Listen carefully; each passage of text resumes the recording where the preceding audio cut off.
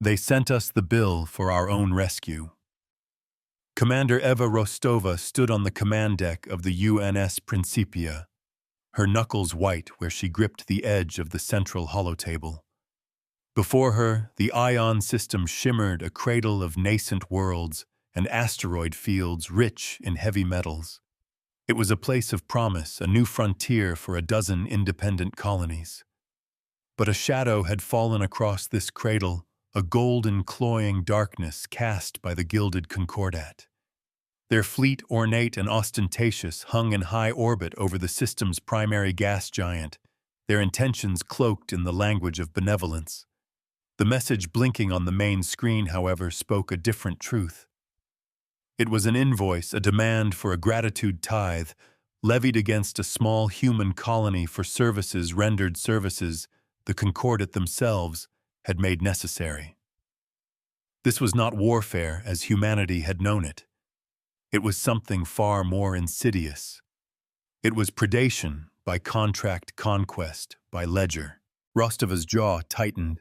She had been dispatched to ensure the security of the cradle net, not to negotiate extortion. Her mandate was clear: protect Terran and allied interests. The Concordat's methods, however, operated in a gray space of interstellar law, a web of precedent and local doctrine they had expertly woven. A direct military response would make humanity the aggressors in the eyes of the wider galactic community. Her only recourse was the law, a battlefield of words and procedure. She had already filed the petition. The case would be heard before the Aurora Court, a quasi-judicial body that convened only when disputes threatened to unravel the fabric of interstellar order. The stakes were not just a single colony's treasury, but the very principle of self-determination in the expanding sphere of human space. The Concordat saw a new species full of potential and ripe for the picking. They believed humanity would either bow to their gilded collars or lash out with primitive violence. Rostova intended to show them a third way. She would fight them not with torpedoes but with testimony. She would dismantle their empire of debt with the one weapon they thought they owned: the truth presented for public inquiry. Her ship's fleet mind magister manifested as a simple column of light beside her. Probability of a favorable ruling at the Aurora Court stands at 34.6%, Commander. The AI's synthesized voice stated calm and devoid of emotion. Their legal framework is robust, predicated on doctrines of salvage and emergency aid that are on the surface widely accepted. Rostova looked from the invoice to the shimmering light. "Then we need to change the surface," she said, her voice a low, determined growl. "We will make them state their terms in the light where everyone can see the rot underneath." The game was set. A starship commander would become a reluctant litigator. A fleet mind would become her paralegal, and an entire system's freedom would hang on their ability to prove that gratitude, when demanded at the point of a golden sword, was simply another word for slavery. Their enemy was patient, their methods insidious. The Concordat's greatest weapon was a pen. A civilian vignette flickered on a side screen, a live feed from the colony of New Harmony. A young girl no older than 10 was helping her father load crates of hydroponic vegetables onto a cargo hauler. Their faces were etched with worry. The Concordat's blockade, established under the guise of system security, had choked their trade routes. The gratitude tithe was the final turn of the screw, a demand for payment that would bankrupt the fledgling settlement. The girl looked up at the sky, her eyes searching for a sign of hope. Her father placed a hand on her shoulder, his expression grim. They were pioneers, builders, not vassals. Yet the ledger hanging over their heads threatened to make them just that. Rostova watched for a moment, the quiet desperation of the scene hardening her resolve. This was not an abstract legal contest. It was about them. "Ben, what's the disposition of their fleet?" Rostova asked, turning to her tactical officer, Lieutenant Commander Ben Carter. He was a man of action, his discomfort with this legal quagmire palpable. He preferred clear targets and direct engagement. "They're holding their positions," Commander Carter reported, his fingers dancing over his console. 3 capital ships, a dozen frigates, all powered up shields at 80%.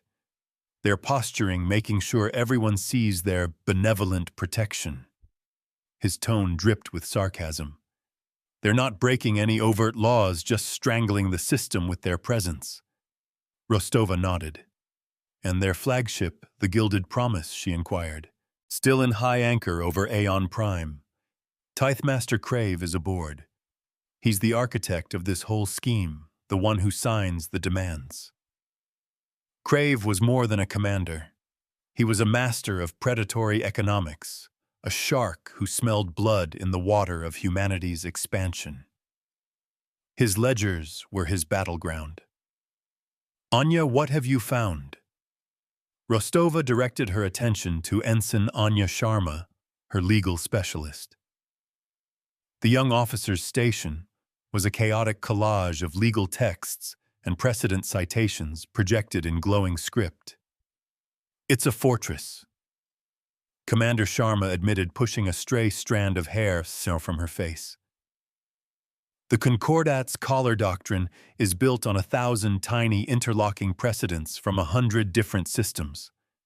They arrive during a crisis, a solar flare, a pirate raid, sometimes a crisis they themselves engineered, and offer aid. The price is an open-ended gratitude contract. It's a debt that can never be fully paid." Rostova saw the trap.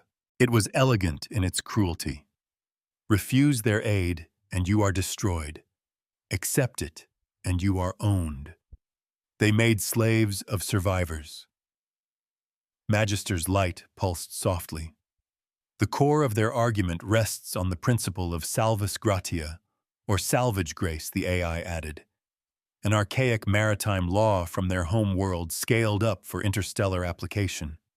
It grants the rescuer significant claim over the rescued party's future assets, proportional to the perceived value of the life or property saved. Rostova paced the bridge, the rhythmic tap of her boots on the deck plates, a counterpoint to the low hum of the ship. "And they get to set the value," she stated, the pieces clicking into place. "They determine the threat, they determine the cost of their intervention, and they write the bill. It's a protection racket with a legal department. It was a perfect self-sustaining engine of exploitation. Our petition to the Aurora Court challenges the legality of the Aeon Tithe," specifically, Sharma explained. "We're arguing that the initial threat was exaggerated and the tithe is disproportionate. But Crave will counter that it's not our place as an outside party to interfere in a private contract between the Concordat and New Harmony." Rostova stopped her pacing. "Then we need to make it everyone's business," she declared. "This isn't about one contract. It's about the precedent it sets for the entire cradle net." This was the first escalation. She was no longer just defending New Harmony. She was drawing a line in the sand for every independent world in this sector. She was forcing the system to choose a side. Her comms officer spoke up. "Commander, we have an incoming priority message. It's from the freighter captain of the Stardust Drifter. The Concordat has just impounded his ship." The holotable shifted to display the freighter, a battered but sturdy vessel caught in the golden tractor beams of a Concordat frigate. The Drifter had been attempting to run the soft blockade to deliver medical supplies.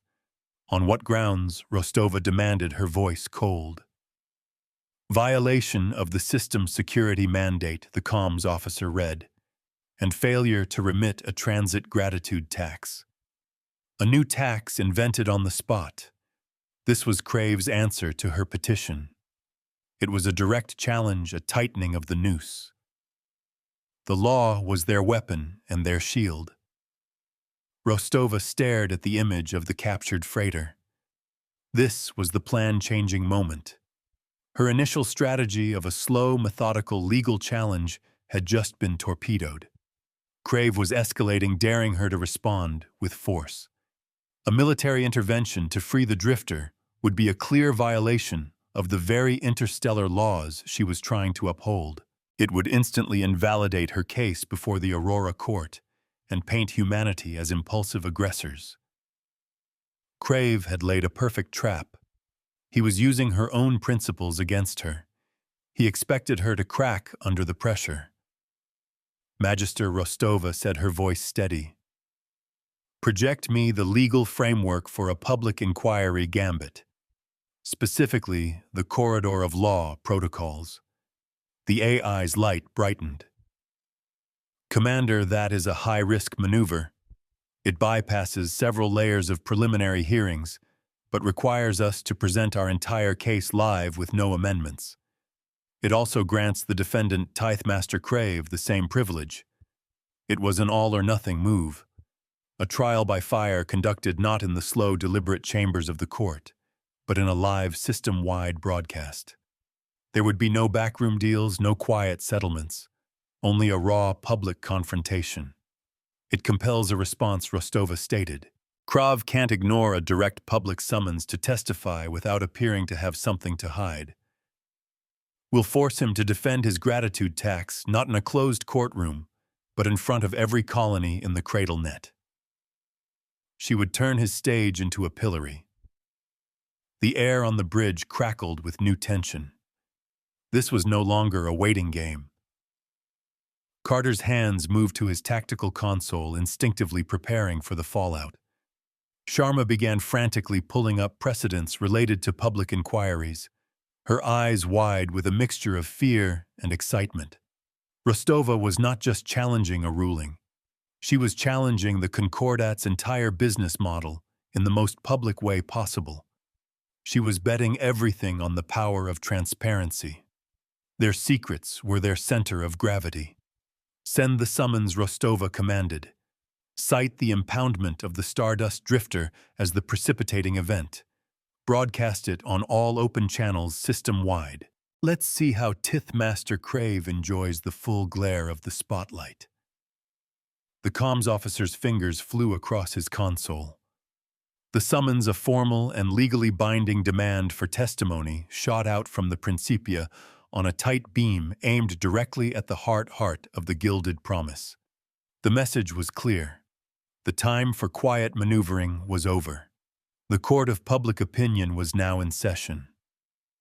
A new vignette appeared this time from a mining outpost on a barren asteroid. A grizzled prospector watched the summons scroll across his own comm screen. He looked at his partner, their faces smudged with asteroid dust. For weeks they had operated under the chilling shadow of the Concordat fleet, their own small profits squeezed by the new security tariffs. They had felt alone, powerless. Now a spark of defiance had been lit. Someone was finally fighting back, not with guns, but with words that carried the weight of law. The prospector allowed himself a small, grim smile. The fight was far from over, but for the first time in a long time, it felt like they were no longer alone in the dark. The response from the Gilded Promise was unexpectedly swift. A smooth, cultured voice filled the Principia's bridge. Commander Rostova, this is Tithemaster Crave. I must confess I am impressed by your theatricality. The voice was calm, almost amused. It was the sound of a predator supremely confident in its own power. A public inquiry. A bold, if rather naive, gambit. I accept. A hollow screen flickered to life, showing Crave's face for the first time. He was an older reptilian species, his golden scales glittering under the soft light of his own opulent bridge. His eyes, however, were cold and ancient, carrying a chilling intelligence. He looked directly at Rostova, a thin smile playing on his lips. I look forward to explaining the mutual benefits of our gratitude doctrines to the unenlightened. Let us teach these fledgling colonies the proper order of things. The teacher's lesson was the master's collar. Rostova met his gaze without flinching. The battle lines were drawn. She felt the weight of every colonist, every freighter captain, every miner in the system settling upon her shoulders. Crave thought he was walking into a forum where he would lecture and intimidate. He did not yet understand the nature of the trap she had laid. She was not aiming to win a debate. She was aiming to give him enough rope to hang himself, to let his own arrogance and greed be his undoing. The Aurora Court's inquiry would not just be a trial of the Concordat's actions, but a mirror held up to their very soul. And she was betting that the reflection would be monstrous enough for the whole galaxy to see. The mirror shows the truth you cannot speak. Magister began compiling all records of Concordat activity in this sector for the last 5 years. Rostova ordered, her eyes still locked on Crave's fading image. Cross-reference them with distress, calls, piracy reports, and commodity price fluctuations. I want to see the shape of their shadow. The AI's light glowed steadily. Processing, Commander. The patterns are already emerging. Rostova turned to her team. Ben, I want our ship's log pristine and ready for public record. Every communication, every sensor reading. We will operate with total transparency. Carter nodded, a new sense of purpose in his eyes. Anya, I need you to become the galaxy's foremost expert on Salvus Gratia. Find its origins, its limitations, its contradictions. Find the crack in their fortress. Sharma was already lost in her work, a determined fire in her eyes. The Principia was no longer just a warship. It was the headquarters of a legal task force, the nerve center of an operation that would be fought with data logic and the unassailable truth. This fleet, Rostova thought, a line from the United Nations Space Command Charter coming to mind, teaches by numbers and remembers by ledgers, never by collars. That was the core of their philosophy, the very principle that Crave's Concordat sought to desecrate. Humanity had clawed its way to the stars, not to impose its will, but to build partnerships. The Concordat saw that as a weakness to be exploited. Rostova would prove it was their greatest strength. Victory would be a public record. The public inquiry was scheduled to begin in 72 hours. The Aurora Court, in its wisdom, would act as moderator, its faceless adjudicators, ensuring that the proceedings adhered to the strictures of interstellar law.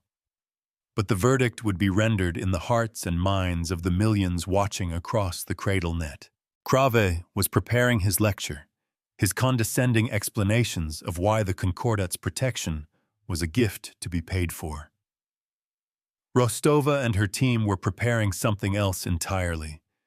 They were preparing a reckoning.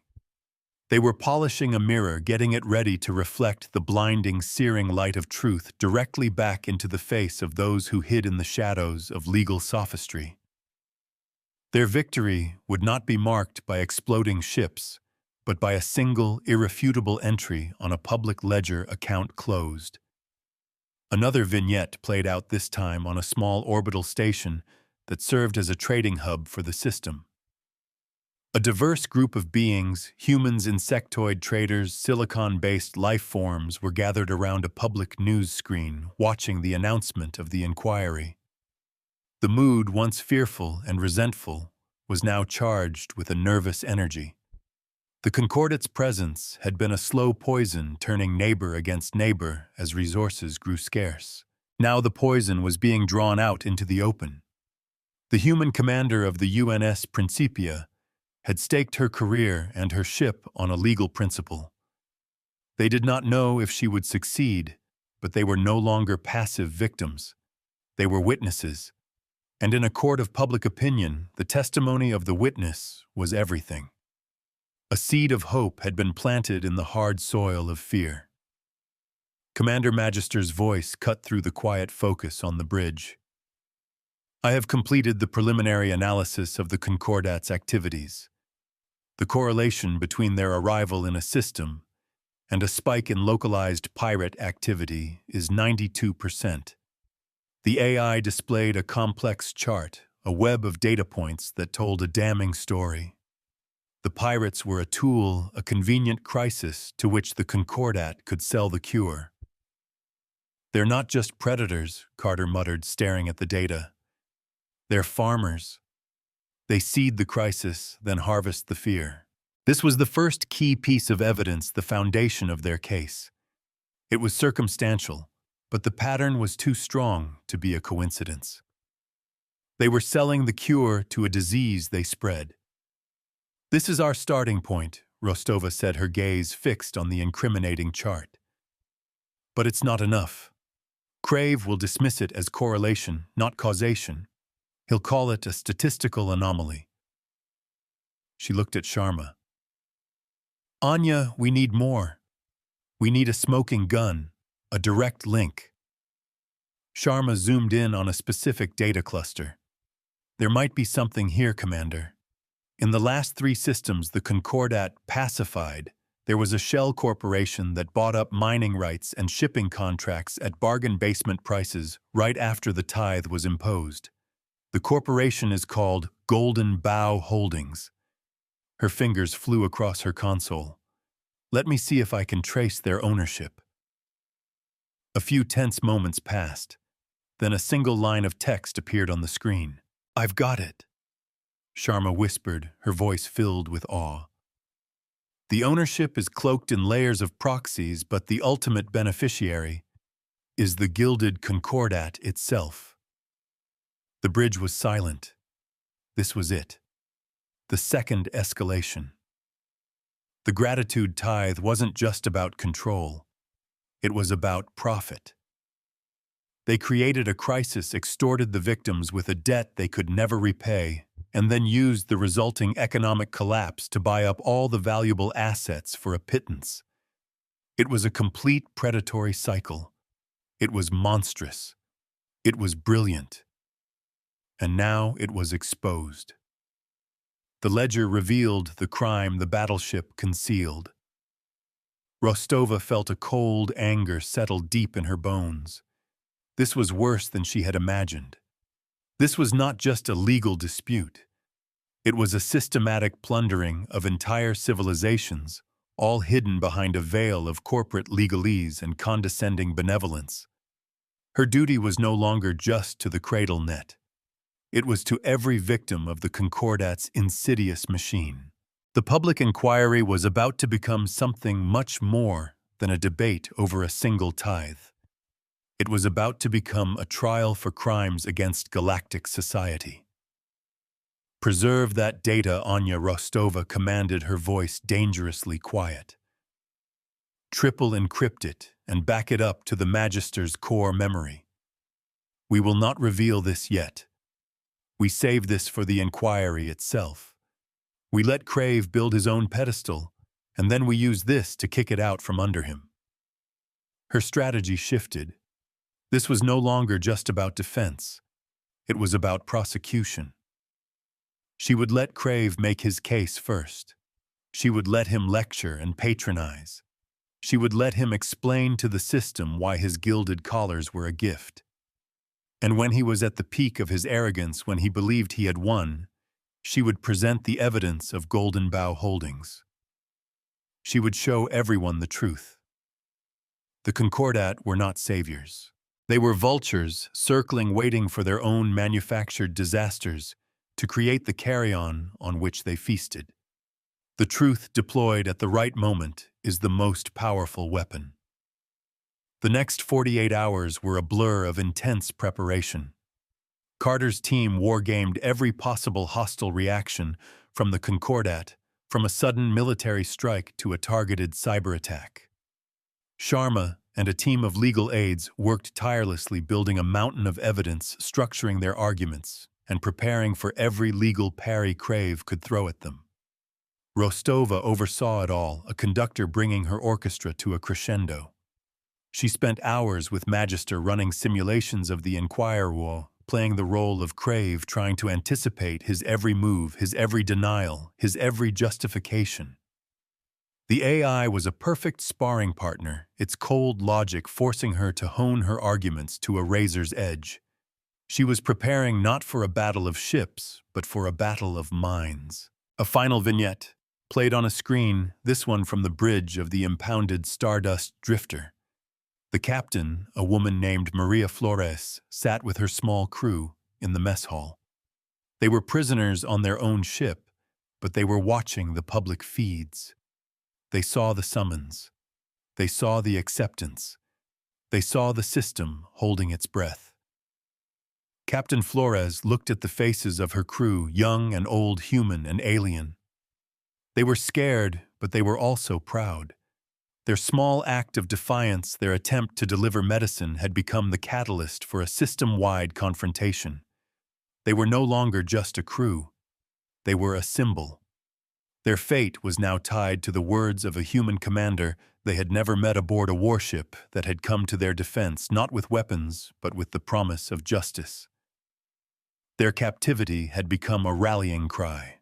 As the hour of the inquiry approached, the UNS Principia moved from its patrol route to a designated neutral position, its shields down, its weapons cold. It was a gesture of trust in the rule of law, a statement that their argument did not require the threat of force. The gilded promise in a reciprocal gesture did the same. The two ships, potent symbols of their opposing philosophies, hung in the blackness of space, silent and waiting.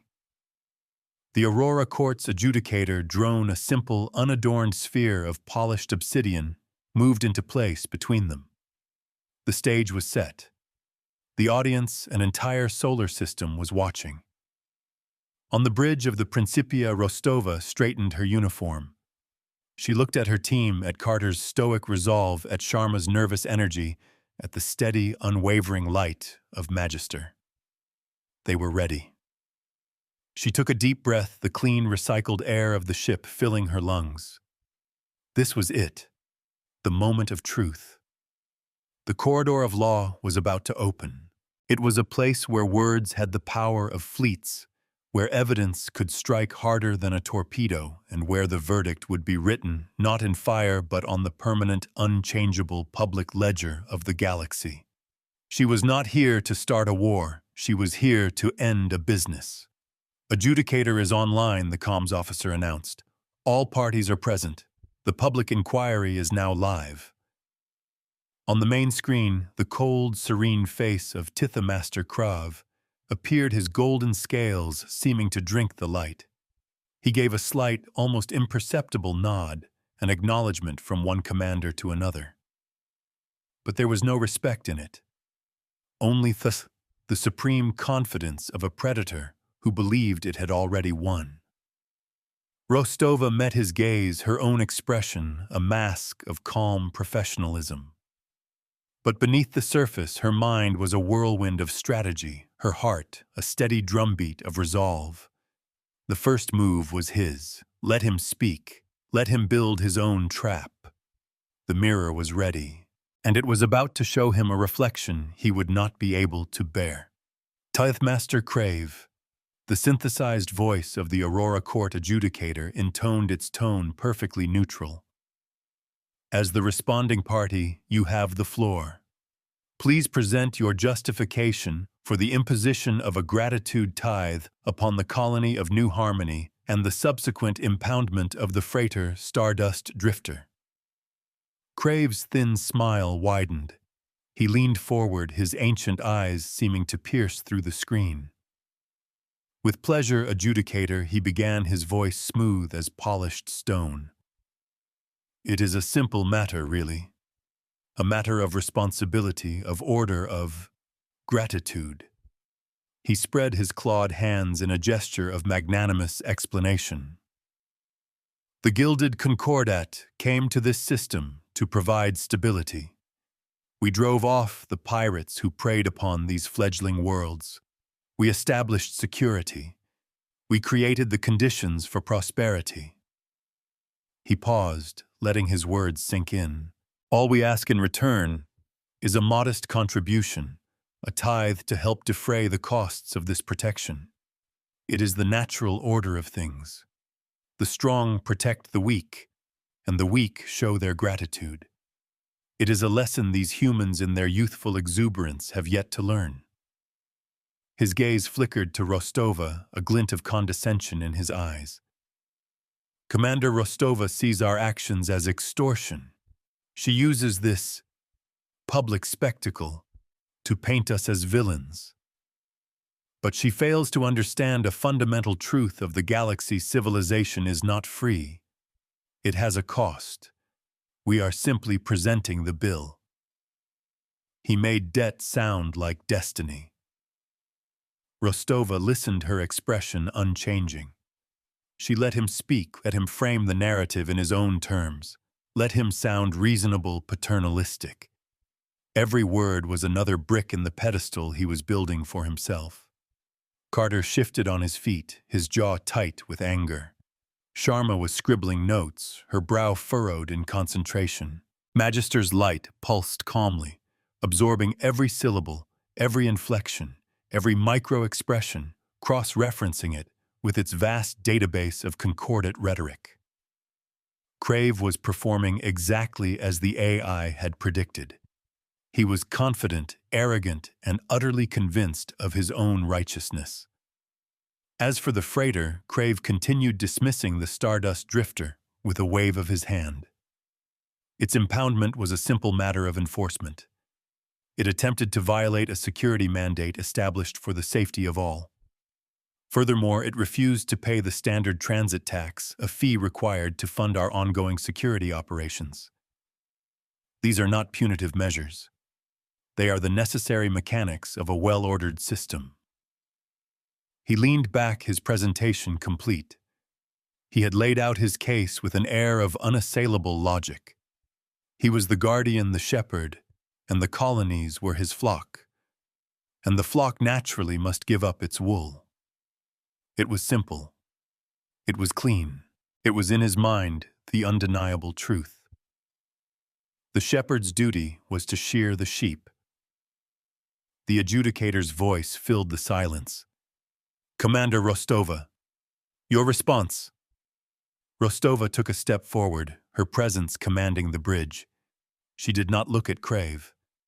She addressed the adjudicator, but her words were for the entire system. Adjudicator, Tithamaster Crave speaks of order and stability. She began, her voice clear and strong. He speaks of the costs of civilization.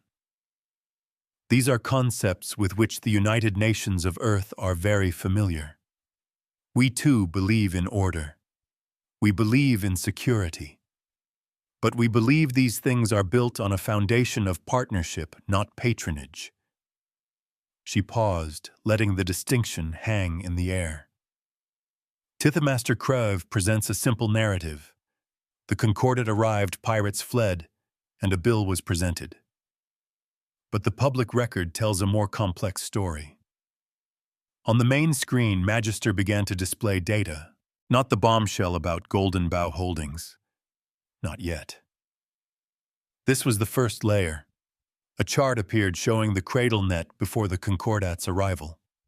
It was a place of low-level sporadic piracy, yes, but also of growing trade of interconnected colonies, building a shared future.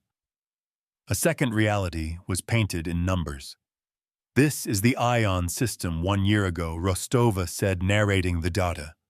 Trade volume was increasing at a steady rate. Intercolony treaties were being signed. The people of this system were building their own order on their own terms. Then the chart shifted. A new data stream appeared, colored in Concordat gold. It showed the arrival of their fleet.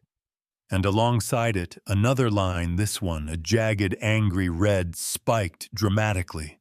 And this, Rostova said, her voice hardening, is the pirate activity in the months following the Concordat's arrival. It did not decrease. It increased by 300%. The very crisis the Tithemaster claims to have solved only truly began once his fleet was in position to solve it. A low murmur could be heard from the open comm channels, the collective sound of a system beginning to question the narrative they had been fed. Krave's expression remained placid, but Rostova saw a flicker in his ancient eyes. It was the first sign of surprise. He had expected a debate about philosophy, about the fairness of his tithe. He had not expected a direct, data-driven assault on the very premise of his intervention. He was a predator unused to his prey having teeth. Correlation is not causation, Commander Crave interjected smoothly, his voice losing none of its confidence. It is logical that pirates would increase their activity to seize assets before a system is fully stabilized. We were the cure, and the disease raged hardest just before it was vanquished. It was a plausible explanation. A good lie always orbited a kernel of truth, but Rostova was ready. An interesting theory, Tithamaster, she replied, but it does not account for this. The screen changed again. It now showed a tactical plot of a specific pirate raid on a mining convoy 2 months prior. The raiders' ships were marked in red, the convoy in blue, and the Concordat patrol fleet just 2 light minutes away was marked in gold. This was the Black Ridge ambush, Rostova stated, her voice like ice. 6 civilian ships lost. The Concordat fleet, which claims to provide system security, was less than 2 minutes away. Yet their logs show they did not respond to the distress calls for over an hour. They arrived only after the pirates had fled, just in time to rescue the survivors and present them with a gratitude contract. The data was stark. It was damning. It was not a complex algorithm. It was a simple timeline, a record of inaction that was as loud as a confession. The ledger of their inaction was an accusation. Crave's composure finally cracked. A muscle twitched in his jaw. Patrol routes are complex, he snapped. We cannot be everywhere at once. To suggest we deliberately allowed an attack to occur is a vile and unsubstantiated slander. Rostova met his glare. I am not suggesting anything, Tithamaster. I am merely presenting the public record, your own ship's logs, your own timeline. The record shows a crisis, and it shows your fleet, the supposed guardians of this system, waiting for the crisis to conclude before intervening. She turned her attention back to the adjudicator. The Concordat did not save the cradle net from a crisis. They harvested it. They waited for the wolves to attack the flock, and then charged the surviving sheep for chasing the wolves away. This was the core of her argument. She had not yet revealed the full extent of their criminality, the hidden ownership, the manufactured chaos. She was dismantling their public image piece by piece using their own data, their own records against them. She was showing the people of the Cradle Net that the Concordat were not their protectors. They were simply a more sophisticated, more patient, and more ruthless predator than the pirates they claimed to fight. She was turning their own narrative of order and stability into a story of negligence and exploitation. The mirror was beginning to show its reflection, and the first cracks were appearing in Crave's gilded facade. The truth wasn't a sword. It was 1,000 paper cuts. This is absurd, Crave hissed, abandoning all pretense of calm benevolence. A single incident taken out of context. You have no proof of deliberate inaction. I have the logs, Tithmaster Rostova countered calmly. And so does everyone watching this inquiry. The question is not whether this incident happened. The question is why. Why would a fleet dedicated to security consistently arrive too late to prevent disaster, but always in time to profit from it? She let the question linger, a poisoned dart planted in the heart of his credibility. She had him. He was on the defensive, forced to explain away the damning evidence of his own records. The momentum had shifted. The inquiry had just begun, but the foundation of the gilded Concordat's authority was already crumbling. The public ledger was a harsh and unforgiving mirror, and it was just beginning to show the truth. Crave's image flickered, the transmission momentarily destabilized by his own fury. Your implications are insulting, Commander. You twist noble action into a caricature of greed. He regained his composure, his voice dropping to a low, menacing purr. Tell me, who are you to pass judgment? You represent a species barely out of its cradle, a chaotic burst of expansion that threatens to destabilize a dozen sectors. We bring order. We bring structure. You bring noise. He was attempting to pivot to make this an inquiry, not into his actions, but into humanity's right to be here at all. It was a classic misdirection, a tactic of the desperate. He tried to make the judge the accused. My standing here is as a signatory to the Interstellar Free Passage Accords, which you violated when you seized the Stardust Drifter. Rostova replied, her tone unyielding. And my purpose is to examine the public record. We were discussing your fleet's logs. Shall we examine another, the Tarsus Nebula incident perhaps? Or the pirate uprising in the Helios Drift? The pattern Tithmaster is consistent. She was not taking his bait. She was holding him to the facts, keeping his feet to the fire of his own history. She was turning his legal fortress into a prison brick by brick. The walls of law were closing in on their maker. This is a witch hunt, Crave snarled. You have no definitive proof of any wrongdoing, only circumstantial data and malicious interpretation. The word hung in the air. Proof. He had thrown down the gauntlet. He believed she had nothing more. He believed her assault was over. This was the moment she had been waiting for. The moment to move from dismantling his narrative to shattering his entire enterprise. Proof, Rostova repeated softly. You are correct, Tithmaster. The public deserves more than a pattern. They deserve proof. Let us talk then about a corporation known as Golden Bough Holdings. Sharma on cue brought the corporate records to the main screen. A web of shell companies and proxy ownerships filled the display, a deliberately confusing maze designed to hide the truth. Krav's eyes widened almost imperceptibly. He knew this name. He did not expect her to know it. A holding company, he said, his voice a little too casual. I failed to see the relevance. Rostova smiled, a cold, grim expression. Let me make it relevant for you, she said. Magister, please untangle this web for us. Trace the ownership of Golden Bough Holdings to its ultimate beneficiary. The AI worked with blinding speed. Lines of light shot across the screen, dissolving proxies, bypassing firewalls, peeling back the layers of deception. The complex web began to simplify, 100 threads resolving into 10, then 3, then 1. The final line of code resolved, and a single name appeared on the screen, blinking in stark, undeniable text, beneath the corporate logo, the gilded Concordat. The silence on the open channels was absolute. It was the silence of a galaxy holding its breath. Crave stared at the screen, his golden scales seeming to pale.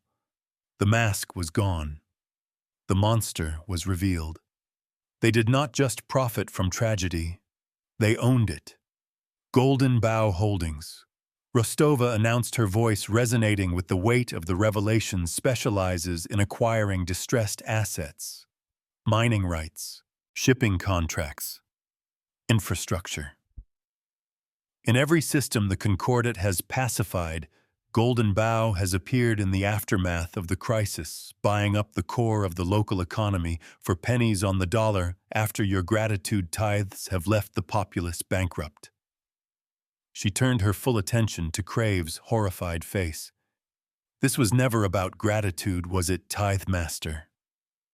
It was a hostile takeover strategy executed with warships instead of boardrooms. You create the crisis through inaction. You chain the survivors with debt, and then you seize their future. It is the most elegant and the most evil form of conquest I have ever witnessed. The game was over. She had not just proven her case. She had exposed a criminal conspiracy of galactic proportions. The gratitude tithe was not the goal. It was the weapon. The debt was not the payment. It was the means to achieve the true objective: total economic subjugation. Krave's empire was not built on law. It was built on a lie, and that lie was now laid bare for all to see. The ledger was a confession written in advance. A new vignette flickered into life. On New Harmony, the colonists gathered in the town square watched the inquiry on a public screen. They saw the corporate records. They saw the name of their oppressor stark and clear. A wave of understanding and fury washed through the crowd. The tithe was not a payment for rescue. It was the price of their own destruction. The father from the loading dock held his daughter close, his face a mask of grim vindication. Their struggle was not just a local dispute. It was a fight against a cosmic injustice. And for the first time, it looked like they might actually win. Lies, fabrications. Crave roared, his voice cracking. He was no longer a calm predator. He was a cornered animal lashing out in fury and fear.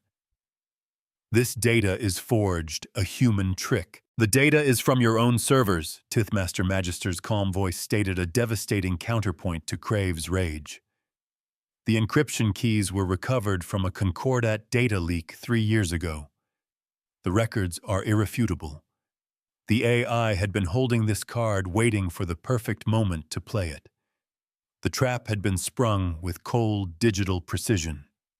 Krav had walked right into it. This was the third escalation, but it came not from Rostova, but from Crave himself. His image vanished from the screen. Alarms began to blare on the Principia's bridge. Commander Carter shouted, his hands flying over the tactical display. The Concordat fleet is powering weapons. Their flagship is turning towards us. Crave had lost the legal battle. Now he was trying to start a real one. He was hoping to destroy the evidence and the witness in a blaze of plasma fire. It was a desperate, suicidal move. A strike at the court is a confession of guilt. He's trying to invalidate the inquiry by initiating hostilities, Sharma said, her voice tight with fear. If we fire back, the proceedings are void. Rostova's mind raced. Crave had laid one last trap. If she defended herself, she would lose the legal high ground. If she did nothing, her ship and her crew would be destroyed. It was an impossible choice. But she had planned for this. She had planned for Krav's desperation. He won't fire on us, Ben, she said, her voice steady. He's not trying to start a war with the UN. He's trying to create a distraction. As she spoke, another alarm sounded, this one from the Colonial Affairs console. Commander, I'm getting a massive energy spike from the New Harmony atmospheric processors, the officer at the station yelled. It's a cascade failure, Command. It's on a Concordat encryption frequency. They're trying to overload the colony's life support system. This was his true target, a final spiteful act of destruction. He would poison the well, proving that those who defied the Concordat would pay the ultimate price. He would make an example of New Harmony. This was his cost of victory. He would rather burn the prize than lose it. That was the aid they provided. Carter breathed, his face pale. They didn't just give them supplies. They installed a kill switch. Rostova's resolve hardened into diamond. Magister, can you break their encryption and counter the command, she asked. The encryption is formidable, Commander. It will take time, the AI responded.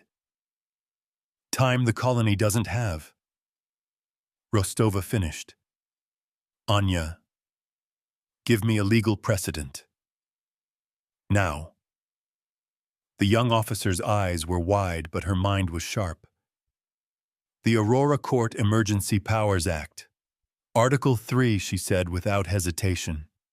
In the event of a direct, verifiable, and ongoing threat to civilian life perpetrated by a party to the inquiry, the adjudicator can sanction immediate protective intervention. Rostova turned to the blank screen where Crave's face had been.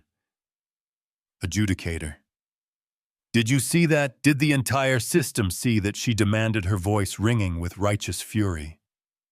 Tithemaster Crave, having been exposed, has just attempted to murder millions of innocent civilians to cover his crimes. We request sanction for immediate intervention under Article 3. A moment of agonizing silence passed. The adjudicator drone between the ships seemed to pulse with an inner light. Then its synthesized voice echoed through the bridge, calm and absolute. The threat is verified. The sanction is granted. The law must be upheld. The law, when awakened, had claws. Ben, you have the Khan. Rostova ordered. Get a team to New Harmony. Help them regain control of their systems. No weapons. This is a rescue, not an invasion. Carter was already moving. Aye, Commander. Shuttles are away. He turned to his tactical team, his voice barking orders. This was the fight he had been waiting for, not a battle of ships, but a race to save lives. But Rostova was not finished. Sanction had been granted, and it covered more than just a rescue mission. Adjudicator, she said, her voice dropping. The evidence presented proves a system of criminal racketeering, extortion, and attempted mass murder. The assets acquired through this criminal enterprise under the precedent of the CETUS Convention are forfeit. She was going for the kill, not Crave's life, his legacy, his empire, his very reason for being. She was aiming for his ledger. We petition the court for a writ of seizure. We ask for the authority to enforce that writ, not with weapons, but with the full power of the public ledger. A sickness of the ledger must be cured by the ledger. The adjudicator's response was immediate. The evidence is overwhelming. The petition is granted. The writ is issued. Rostova turned to her fleet mind. Magister, she said, her voice ringing with cold, final authority.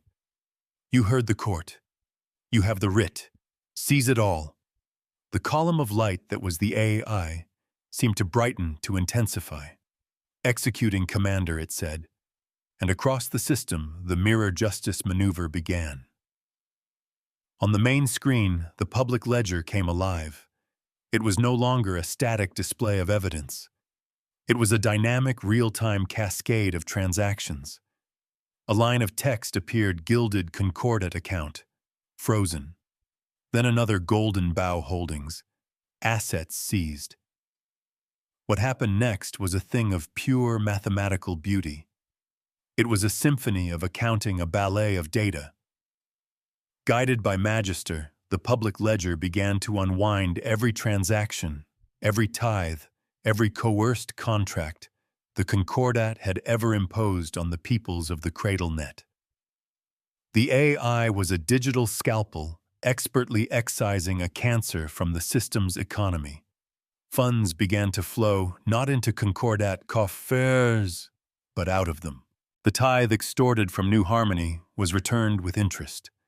The transit taxes levied against freighter captains were refunded. The assets seized by Golden Bough Holdings were transferred to a public trust to be returned to their original owners. It was a perfect systemic reversal. A mirror held up to their greed, reflecting not their power, but their debt. It was justice delivered not by a torpedo, but by a transaction line. Every stolen credit was being returned to its rightful owner. On the bridge of the Gilded Promise, Crave watched his empire dissolve in a waterfall of public data. His fleets were still there. His weapons were still charged, but he was powerless. His power had never been in his ships. It was in the numbers, the contracts, the perception of legitimacy. And Rostova had taken it all away from him. She had beaten him at his own game on his own chosen battlefield. He had built a house of cards on a foundation of lies, and she had simply calmly and publicly pulled out the bottom card. He was a king with no kingdom, a tithe master with no treasury. The cost of victory was felt moments later. Carter's voice cut through the triumphant silence on the Principia's bridge. "Commander, our cyber warfare team on the shuttle reports they've secured the colony's life support. Crave's override is locked out." He paused, his voice growing heavy. But the Concordat system fought back hard. "We have a casualty. Specialist Jenkins." He took the full brunt of their last feedback pulse. "He's alive, but his neural interface is gone. He's burned out." A silence fell. A good man had paid a high price. The victory was not clean. It was earned. A debt of pain was paid for a debt of gold. A second cost became apparent on the long-range comms. A message from a neighboring sector from a powerful, non-human polity that had long-standing trade agreements with the Concordat. They viewed Rostova's actions as a dangerous destabilization of galactic economic norms. They did not condone the Concordat's methods, but they feared the precedent of a single commander and an AI unilaterally seizing the assets of a major power. Humanity had won a great victory for justice, but it had also made a powerful new enemy. The fight was over, but the consequences were just beginning. The price of justice is eternal vigilance. The final verdict from the Aurora court was a formality. Crave and his senior officers were stripped of their titles and ordered to stand trial for their crimes. The Gilded Concordat, as a political and economic entity, was dissolved, its remaining assets to be held in trust for its victims. But the true verdict had already been rendered on the public ledger. The final entry blinked on the screen, a permanent, unchangeable record of the outcome. It was the precedent lock, the institutional consequence that would echo through the stars for centuries. It read, "By order of the Aurora Court, the doctrine of salvus gratia and all related practices of gratitude tithing are hereby declared illegal and predatory. All such existing contracts are rendered null and void, privileges rescinded, method outlawed." On the bridge of the UNS Principia, the tension finally broke. A wave of cheers and relieved sighs washed over the crew. They had done it. They had faced down an empire without firing a shot. They had won a victory not for territory, but for a principle. Rostova allowed herself a small, weary smile. She looked at the faces of her crew at the steady light of Magister. They had held the line. They had taught a lesson that would not be forgotten. The mirror arrays on the adjudicator drone, which had been gathering data from every ship and colony in the system, slowly began to dim, their work complete. The court beacon that had symbolized the inquiry's authority cooled from a brilliant white to a soft, inactive gray. Rostova walked to the main holotable, watching the final credit transfers ripple across the public ledger. New Harmony was whole again. The Stardust Drifter was free.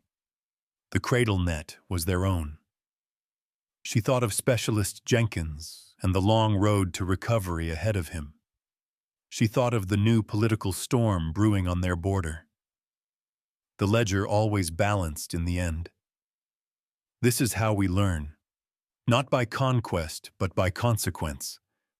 We did not come to the stars to rule, but to reason. When they brought contracts, we brought clauses. When they brought threats, we brought truth. They thought our refusal to strike first was a weakness. They learned it is a discipline. It is the patience to build a case, to find the flaw in the code, to turn the adversary's own logic against them, until it collapses under the weight of its own corruption. We offer a hand, not a chain. We build bridges, not cages, and we keep meticulous records. The universe remembers. The ledger is forever.